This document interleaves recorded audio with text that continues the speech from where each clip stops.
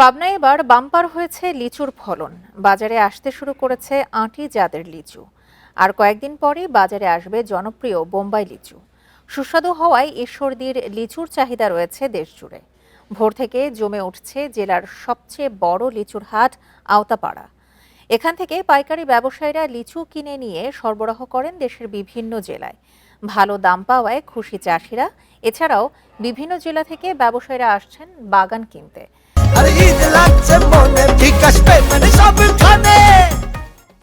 কৃষি বিভাগের তথ্য মতে আবহাওয়া অনুকূলে থাকায় লিচুর ফলন ভালো হয়েছে।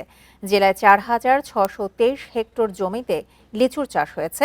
উৎপাদন লক্ষ্যমাত্রা ধরা হয়েছে 40,000 মেট্রিক টন।